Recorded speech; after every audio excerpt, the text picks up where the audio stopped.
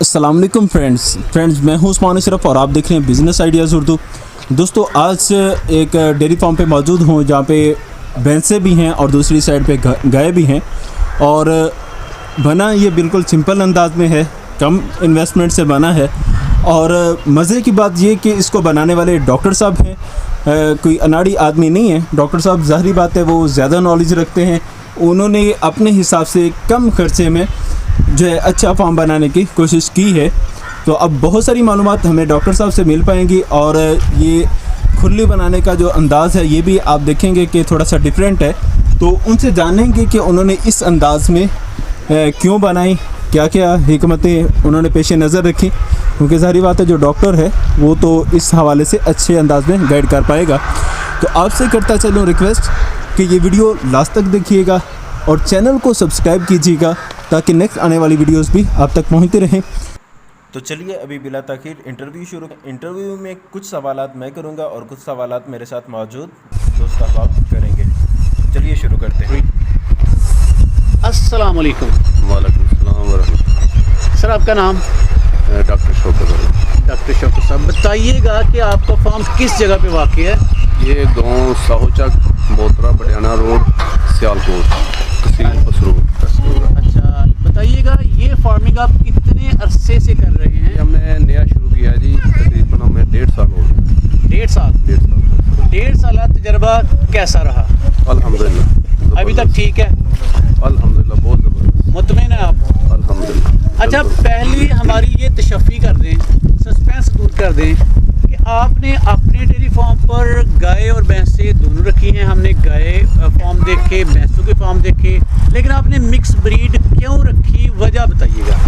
इस mix breed की वजह ये है कि हमने रखी वो जानवर हैं जो सारे मौसम को बर्दाश्त कर जाएँ, जिसमें फ्रीजन भी है, फ्रीजन साइवल क्रॉस है, जर्सी फ्रीजन क्रॉस है और खाली जर्सी भी है।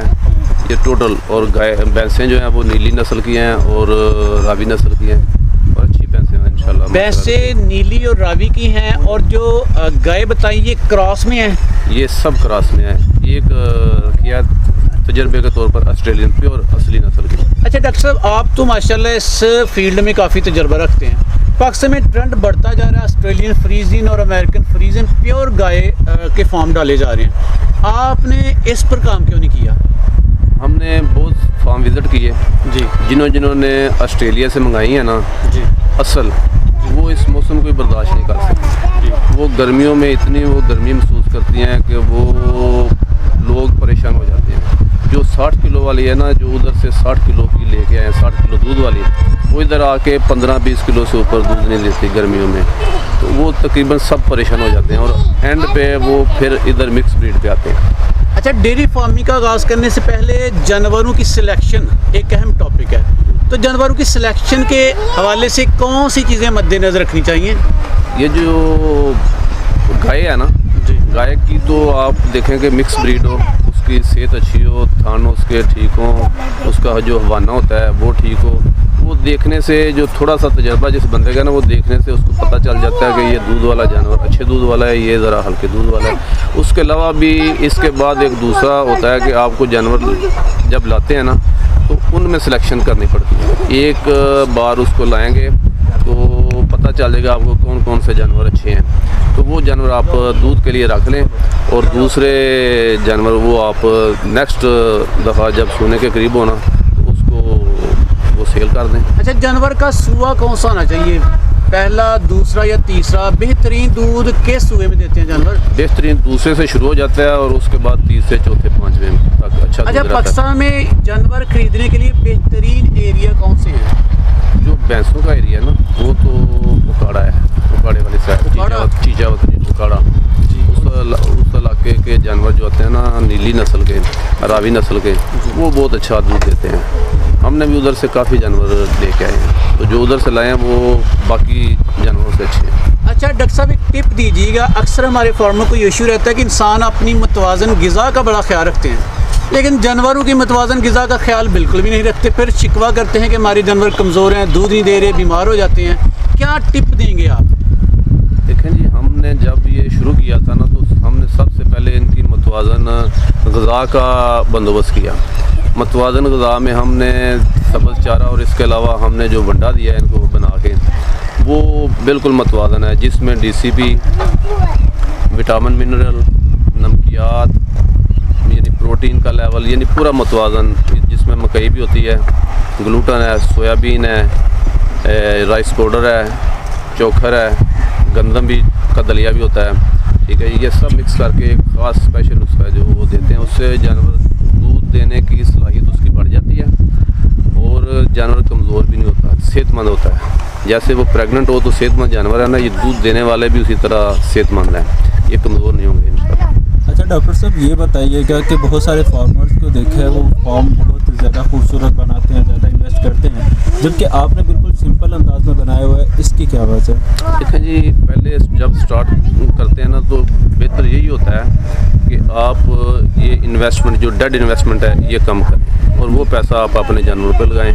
तो इसलिए हमने 4 दीवारी पे हमारा 10 लाख से ऊपर का खर्चा था, तो हमने वो 50-60 हज़ार में कंप्लीट कर लिया। सही, ठीक है जी, वही आप इन्वेस्टमेंट जानवर पर कर दें तो वो आप के लिए ज़्यादा सूटेबल है। दूसरा है, इससे हवा का क्रॉसिंग अच्छा होता है, जानवरों का माहौल वो ओपन मिल जाता है, जो हर चीज़ उनको बाहर का चारा भी नज़र आता है, बाहर का हर सिस्टम नज़र आता है, तो वो उनके लिए बेहतर है।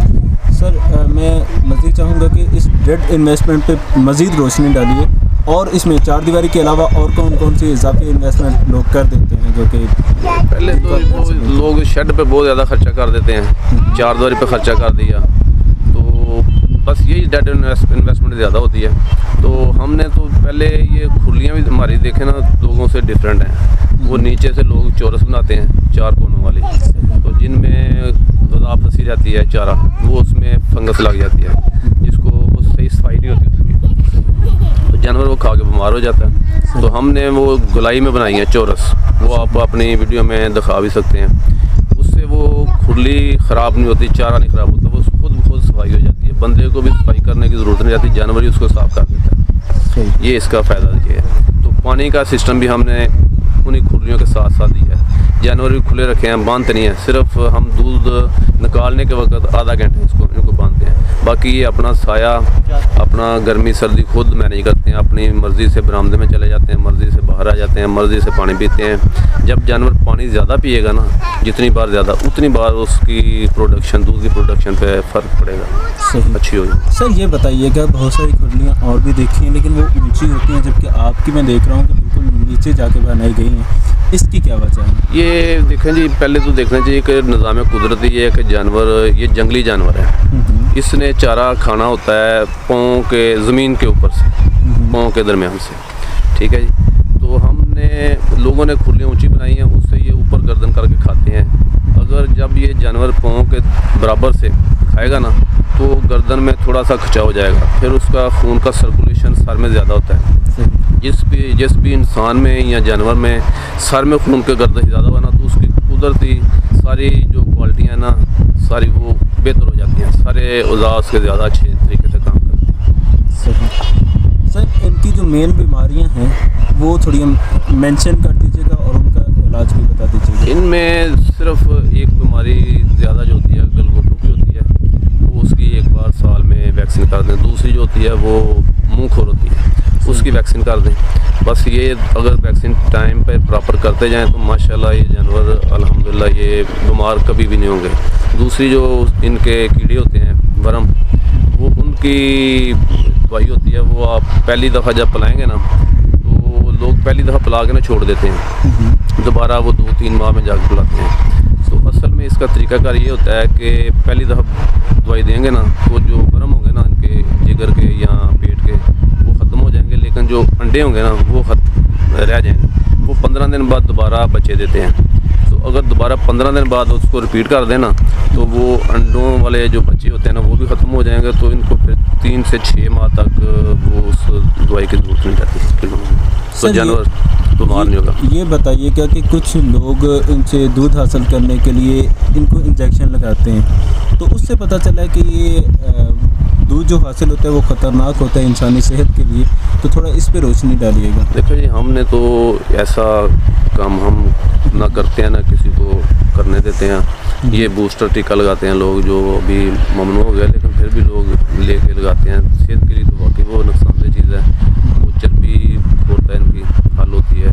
तो जानवर वो आसा जब दूध तो ज़्यादा देता है लेकिन उसका जो ढांचा है ना वो तकरीबन ख़त्म हो जाता है, कमज़ोर हो जाता है। हमारे जानवर देखें माशाल्लाह ये सब अच्छा दूध देते हैं, बहुत अच्छा। तो सबकी सेहत देख लें, बहुत अच्छी सेहत सर है। ये बताइएगा कि आप ये मिल्किंग के लिए मशीनें यूज़ कर रहे हैं या कि मैनुअल? नहीं, अभी तो देखें हमारा नया काम है, अभी तो सब मैनुअल चल रहा है। मशीनें हम अभी इस्तेमाल नहीं, क्योंकि सारा ही सादा सिस्टम है। जैसे ये समझें कि हमने इसको जो मैनुअल है देसी प्लस थोड़ा सा अच्छा जदीद टच दिया हुआ है। सही, नहीं आपने उस अंदाज में बनाया कि ज़्यादा खर्चा भी ना हो और काम भी चले। अच्छा, बहुत ज़्यादा प्रॉब्लम ये सुनने में आ रही है लेबर प्रॉब्लम, तो क्या आपके साथ भी ऐसा कुछ मसला है? हाँ, इसमें मसले मसाइल तो होते हैं लेकिन आपको फिर छांटी करनी पड़ती है ना। पहले जो मुलाजम आते हैं ना उनको आप अगर अच्छे बेनिफिट्स दें, उनमें एक आधा बंदा जो अच्छा होता है उसको आप पूरा प्रोटोकॉल दें तो फिर आपको लेबर की प्रॉब्लम नहीं होती। तो हमने तो ऐसे ही मैनेज किया हुआ है। असल में हर जो काम है ना उसकी कामयाबी का राज ही ये है कि आपको अच्छी लेबर आप मैनेज कर सकें। जिसने अच्छी लेबर को मैनेज कर लिया वो कामयाब है। बाकी जो शुरू करते हैं काम नया शुरू करते हैं जी कर लिया, एंड पे वो भागते लेबर की वजह से, जो लेबर को वो मैनेज नहीं कर सकते। सही। सर सियालकोट के इलाके में ये सुनने में आ रहा है कि यहाँ पे गाय का दूध इतना नहीं चलता, तो आपके इस बारे में क्या कमेंट्स हैं? दूध चल रहा है या किस तरह आप उसको ये देखें जी, वो बात तो ठीक है। सिर्फ सियालकोट ऐसा एरिया है कि जिसमें गाय का दूध लोग पसंद नहीं करते, लेकिन हमने इसको ठीक तरीके से मैनेज किया और कि उसकी फ़ैट जो हमारे वनडे की वजह से ना उसकी फ़ैट पूरी है। जब फ़ैट पूरी हो तो आपको प्रॉब्लम नहीं होगी। तो हम मिक्स करके बेचते हैं, आधा दूध है, फिर भी लोगों से अच्छे रेट पे बेच रहे हैं। अच्छा डॉक्टर साहब बताइएगा, आपके पास टोटल कितने जानवर हैं? ये 56 है हमारे पास।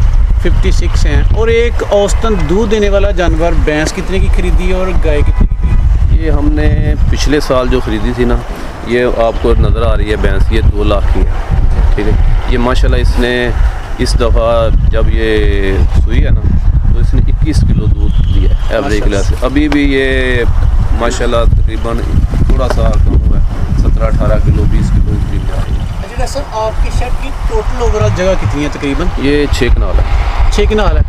और जो शेड है वो कितनी जगह पे है? तकरीबन 1 कनाल में। अच्छा, चारे के लिए जगह आपके पास कितनी है? हमारे पास तो 11.5 कनाल।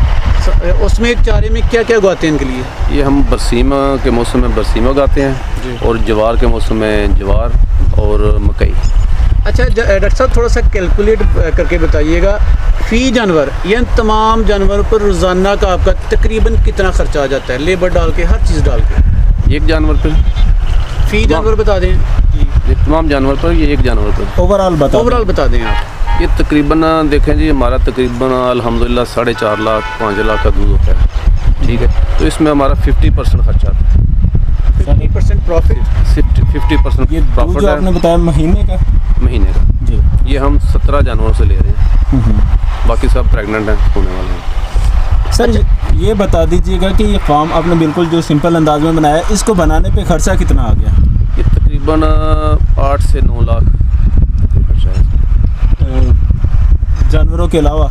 जानवर का। उसमें क्या क्या ये खुलियाँ शामिल हैं? खुलियों में कितना? हाँ, खुलियाँ शामिल है। खुलियाँ में तकरीबन 1.5 लाख रुपया खर्चा हो जाता है।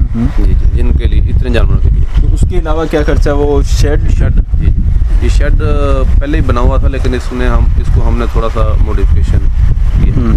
अच्छा डॉक्टर साहब बताइएगा, डेयरी फार्म के बिजनेस में कौन कौन से मसाइल दरपेश आते हैं? सबसे पहला मिसाल तो आपने पहले ही बता दिया कि लेबर का है जी। ठीक है, उसके बाद इनका जो आप बीमारियों पे कंट्रोल कर लें तो आप इसमें कामयाब हैं। स्टार्ट में हमें इतनी मालूमात नहीं थी लेकिन हमारा 30,000 रुपये बीमारी मेडिसिन पे खर्च होता था। ठीक है, तो अभी माशाल्लाह अल्हम्दुलिल्लाह ये तकरीबन 1 साल हो गया है, अभी ये 0% खर्चा है इनका मेडिसिन का। ज़बरदस्त। अच्छा बताइए कि डॉक्टर साहब, डेयरी फार्म फ्लॉप क्यों होते हैं? सबसे ज़्यादा जो इसकी रीज़न है वो तो लेबर है।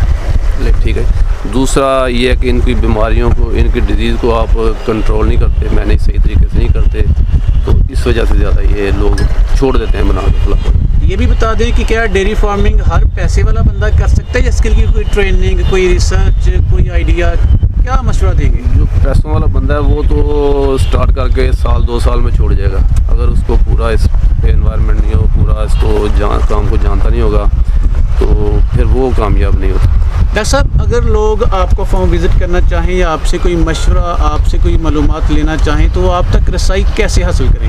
मोस्ट वेलकम जी, जो भी बंदा आता है उसको हम विज़िट कराएंगे। जो बंदा चाहता है देखना उसको हम दिखाएंगे भी, जो मशवरा लेना चाहता है उसको मशवरा भी देंगे।